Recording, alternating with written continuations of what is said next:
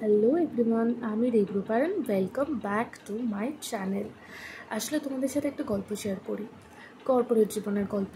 যারা কর্পোরেট অফিসে কাজ করে, মানে প্রাইভেট সেক্টর, যেটা যে কোনো সেক্টরই হোক না কেন, ব্যাংক হোক বা আইটি সেক্টর হোক বা নর্মাল হোক বা ইঞ্জিনিয়ারিং সেক্টর হোক, মানে সত্যি তাদের জীবনটা যে কতটা দুর্বিষহ হয় সেটা লাস্ট 2.8 ইয়ার্স ধরে বুঝতে পারছি। আমার 3 বছর হতে চলেছে।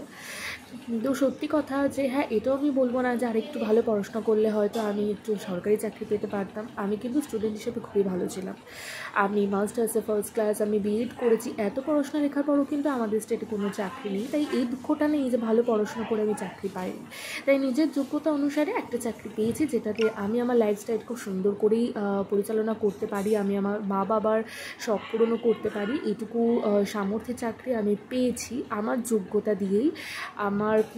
তবে হ্যাঁ, আমি যে মাস্টার্স করেছি, বিএড করেছি, সত্যিই পড়াশোনাটা আমার কোনো কাজে লাগেনি। তো আমি সাজেস্ট করবো যারা অ্যাকচুয়ালি জীবনে মানে জীবনে দাঁড়াতে বলতে কিন্তু একটাই জিনিস, যেটা হচ্ছে টাকা। সত্যি কথা, টাকা মানুষের জীবন সহজ করে দেয়, এটা একদমই সত্যি কথা। কারণ এখন একটা প্যারাসিটামল কিনতে গেলেও কিন্তু টাকার প্রয়োজন হয়।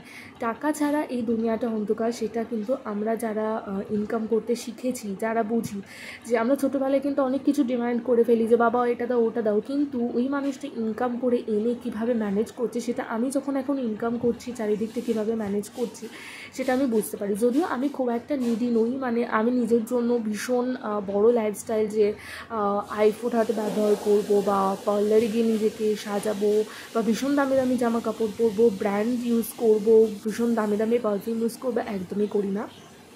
আমার অ্যাকচুয়ালি মানে এটা একদম পছন্দই হয় না। আমার বাবা একটা কথা বলে, সেটা হচ্ছে বাবাই সবসময় তুমি গাছ বাঁচিয়ে ফল খাবে। মানে আমার কাছে এখন টাকা আছে মানে আমি সেটা একদম পুরো নিঃস্ব করে দেবো সেটা না। বিপদ আসতে মানুষের সময় লাগে না, তখন কিন্তু এই পারিশ্রমিকটাই আমার কাজে লাগবে, সেই হিসেবে আমি জমিয়ে রাখি। তবে খুব ইচ্ছা আছে, মা বাবার যেহেতু বয়স হচ্ছে, দুটো তাদের মানে অনেক তো গিফট দিই, যে গিফটগুলোতে শুধুমাত্র কিন্তু টাকাই খরচা হয়, সেগুলো কাজে খুব একটা লাগে না। কিন্তু আমার খুব ইচ্ছা আছে বাবা মার জন্য আমি দুটো হেলথ ইন্স্যুরেন্স গিফট করবো, যেটা আমার মা বাবার সাথে সারা জীবন